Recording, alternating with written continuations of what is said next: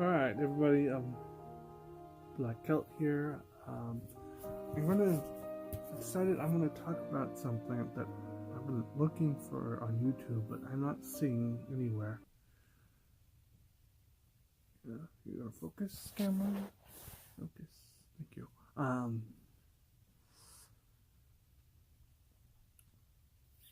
I see it. I don't actually see it, and I really would like to see it. So I'm going to discuss my reasons for this. Why I don't see this on YouTube.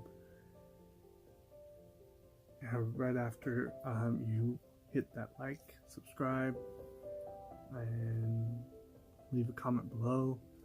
I'm going to discuss one of my favorite book series, and that is the Chronicles of Narnia. And I want to see a versus battle between Aslan and whoever you want to pin against Aslan, but I don't see him anywhere. I don't know why. I don't know. The voice who plays him is Liam Neeson. Liam Neeson is awesome. But, so, some of you might think he's not a very powerful being or entity, but he's a deity, he's a god, so he's pretty powerful, and I have my books here, so not just based off the movies, but the books, of reasons why he is very powerful and deserves a fight against someone. So we have the first book of the series. A lot of people think it's Lion, Witch, and the Wardrobe. It's not. It is The Magician's Nephew, and this book details the creation of Narnia. And in here, and talks about how the White Witch actually came into Narnia. You should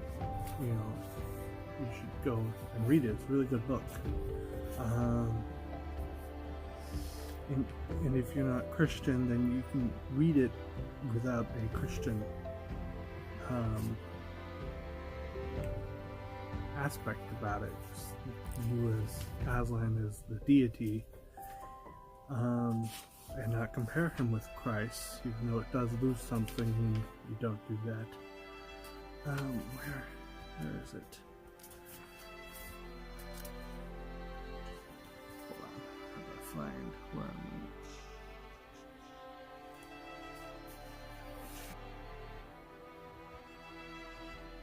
Okay.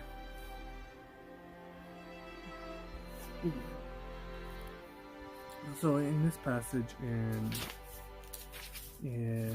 page 118, it says, Diggory had never seen such a sun.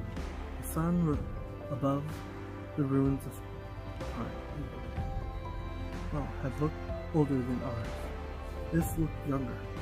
You could imagine what it laughed for joy as it came up, and as its beams shot across the land, the travelers could see for the first time that what sort of place they were in. It was a valley from which a broad, swift river wound its way, flowing eastward towards the sun. Someward there were mountains, northward there were lower hills, but it was a valley of mere earth, rock, and water. There was not a tree, not a bush, not a blade of grass to be seen. The earth was of many colors. They were fresh, hot, and vivid. They made you feel excited until you saw the singer himself. And when you forgot everything else, then you forgot everything else. It was a lion, huge, shaggy, and bright. It stood facing the risen sun. Its mouth was wide open in song, and it was about 300 yards away.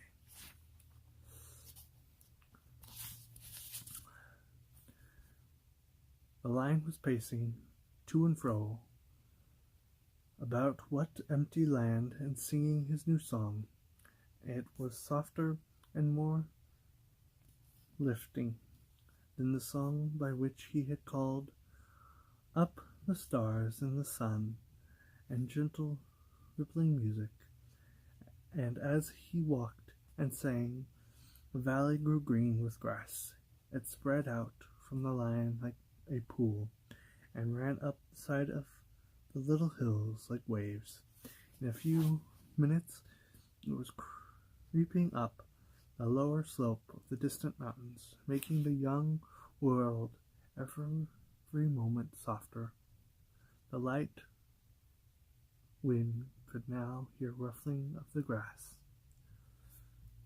And it goes on more detail about how Aslan created Narnia by singing, actually. So songs have power. Is, I guess what that part was telling you.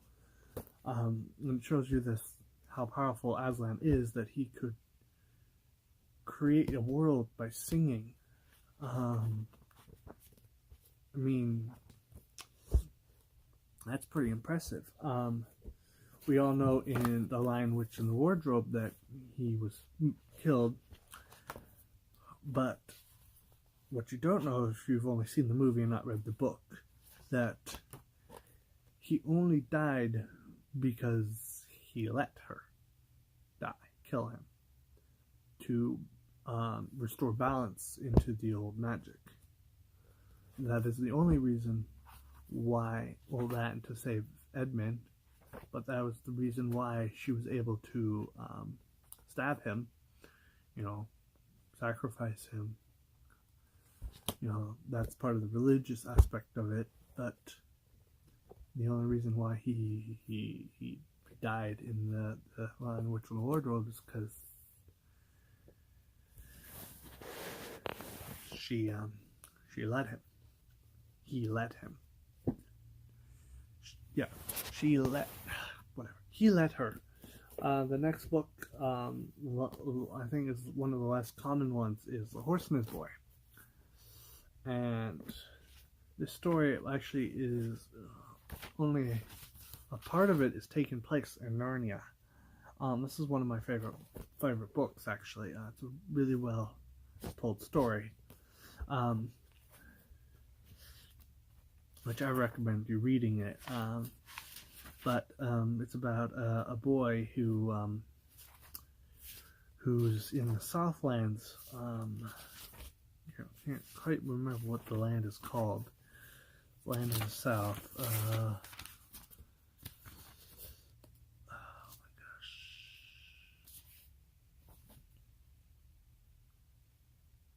You know what? Never mind. I don't remember. Anyway. Maybe this one. This one has a map. So let me look at this one. Oh. Calormen.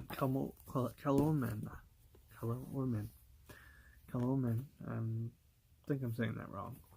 Anyway, the next book talks about how a boy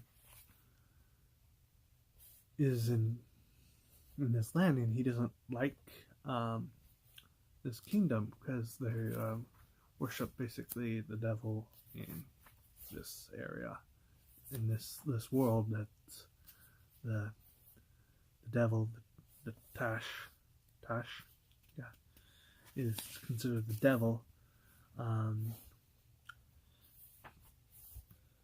and they worship him, and they do human sacrifices and slaves. And supposedly his father wants to sell him off as a slave, and he meets a horse that night when he was selling off by this rich lord, happens to own the horse. It was actually the horses from Narnia, and they run off to Narnia together. And the whole story is he meets a girl there. Now, I looked it up, and they a website said that he was 16, or 14, 16. He is not. The book does not tell you his age, but it does not indicate that he is that age. They indicate that he is much younger than that. In fact, they indicate that the girl he runs into, I have to reread this book because I can't remember names, is around 12, and he kind of indicates that he's maybe a year or two younger than her, because she acts a lot older than he, more mature. You know, he doesn't know certain things. So I would read that book. One of the things that Aslan does do in this book is he appears to the boy in the form of a cat, and a lamb, actually. And he turns the bad prince, evil prince, into a donkey, which was pretty funny at the end of the book. So spoilers. But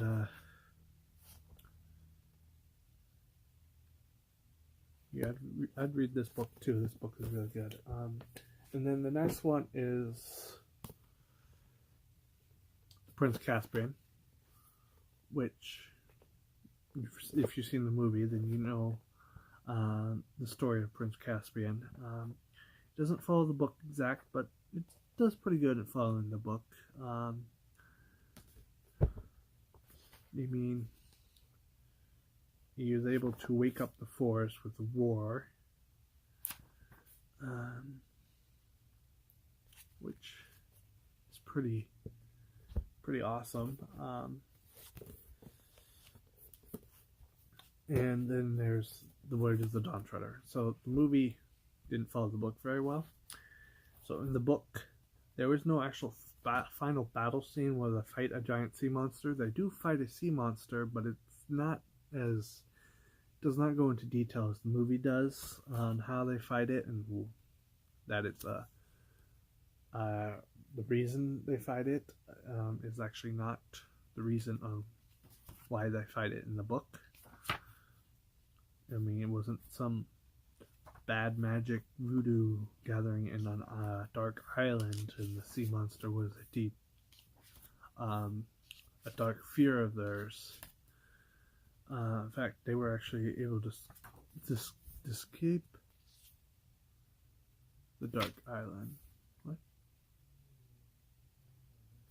The dark island without any problems, but they ran into the sea monster in a little bit after, or sometime, but it wasn't nearing the Dark Island, and they were able to defeat the sea monster, push it off the ship, and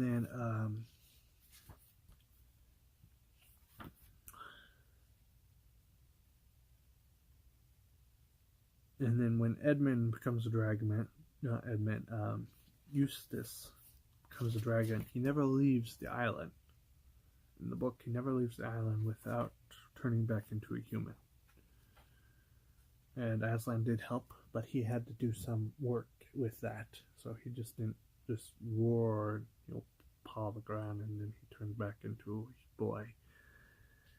No, he had to work to, basically, you had to work your sins off.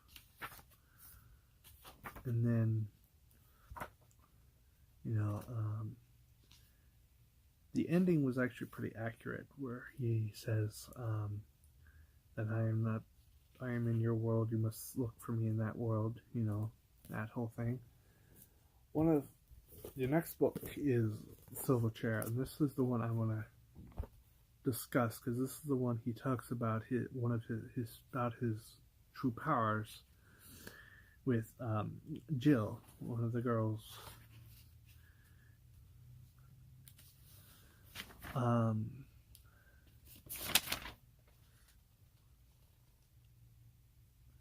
me see, it's right here where he talks to Jill about his powers. He's in Aslan's country, and there's a cliff overlooking the rest of the world, and Eustace falls off the cliff, and Aslan was able to kind of blow him to Narnia, in a sense.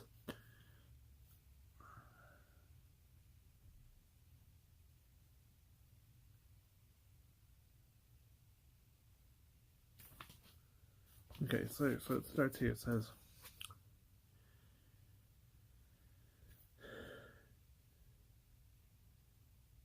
if I run away, it'll be after me. So this is after she sees the lion laying next to a pool of water, and she's really thirsty, and she wants to get a drink from the pool. And he says, if I run away, it will be after me in a moment, thought Jill. And if I go on, I shall run straight into its mouth. Anyway, she couldn't have moved if she had tried. She couldn't take her eyes off it. And how long it lasted, she could not be sure. It seemed like hours. The thirst became so bad that she almost felt she would not mind being eaten by the lion if only she could be sure of getting a mouthful of water first.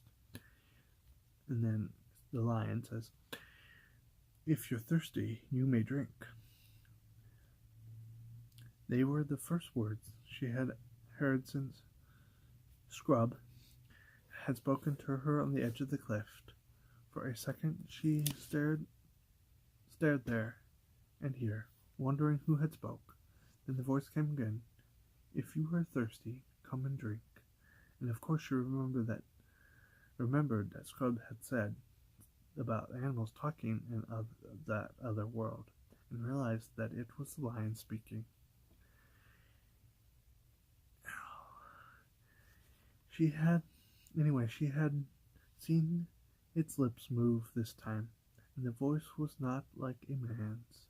It was deeper, wilder, stronger, and sort of heavy, golden voice. First of all, I don't know how a voice can be golden. I don't know quite what he means by that. But anyway, it did not make her any less frightened than she had been before, but it made her frightened in a rather different way. Are you not thirsty? Said the lion. I am dying of thirst, said Jill. Then drink, said the lion. May I? Could I? Would you mind going away while I do? Said Jill. The lion answered, This is only by a look and a very low growl. And as Jill gazed at this motionless bulk, she realized that she might as well have asked the whole mountain to move aside for her convenience. The delicious ripping noise of the stream was driving her very frantic. Will you promise not to do anything to me if I do come? Said Jill. I make no promises, said the lion. Jill was so thirsty now that without noticing she had taken a step nearer. Do you eat girls? She asked. I have swallowed up girls, boys, women, men, empires, mountains, cities, and realms. So that there it goes. He has swallowed up realms. So not just worlds, whole realms, said the lion. It didn't say this as if it was boasting, nor as if it were sorry, nor as if it were angry. It just said it. I darest come and drink. I daren't come and drink. Then you will die of thirst, said the lion. Oh dear. Coming another step nearer. I suppose I must go and look for another stream then. There is no other stream. Why are you not focusing? Focus. Yes. Thank you.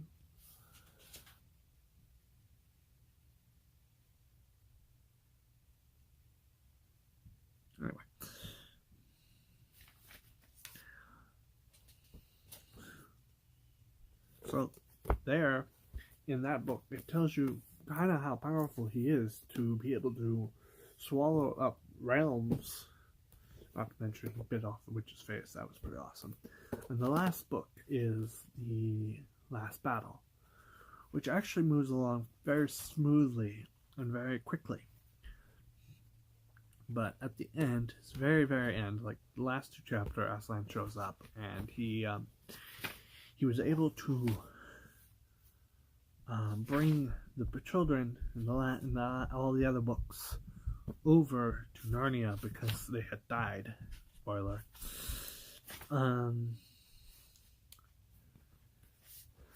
Into his country, and Aslan, and this is the end of Narnia. And it shows a little bit of how his power there. I'm not going to go into detail with the last book there, because I don't want to spoil anything too much, but I suggest you read them. So I really want to see a versus battle between Aslan, because he kind of deserves it, I think. He does work differently. He's wise, and he uses his intelligence in a lot of his stuff, a lot of things he does. But he is fairly powerful, and being in the form of a lion makes him fairly very, very powerful too. Also, the fact that he can, a lot of people just say, oh, think they see power as in people, how powerful that blast was, or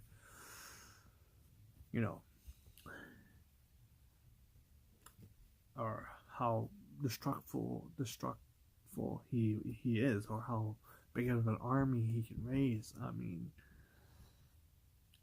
we know that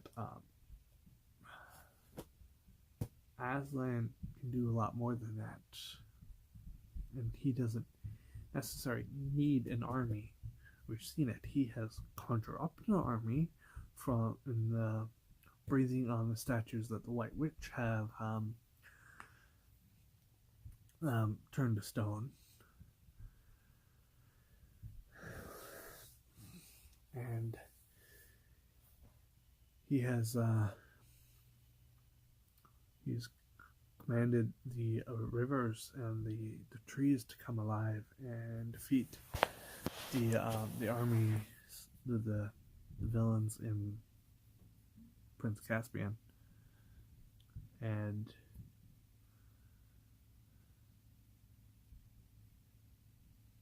he didn't really help all that much. I mean, I guess in a sort of way he did in The Horse and His Boy. I mean, he wasn't really in the fight, because I guess he just knew he didn't really need to be in that fight.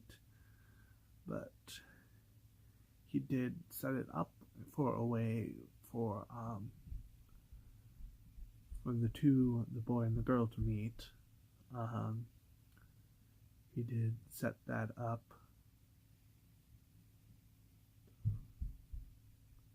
That was weird. The light just dimmed and then went bright again. That was kind of weird. But I mean, in a way he did. In a way he kind of made it possible, because if he wasn't there, they wouldn't have met. They wouldn't have probably got to Narnia, because they needed each other to get to Narnia. So in a way he did help with that, but he didn't conjure any army from anywhere, from the trees or the river. He just allowed certain things to happen, and he was the cause of those things to happen. But so in a way he did and didn't. So yeah. Well, so if you like this video, like, subscribe. You know the drill. Have a nice day.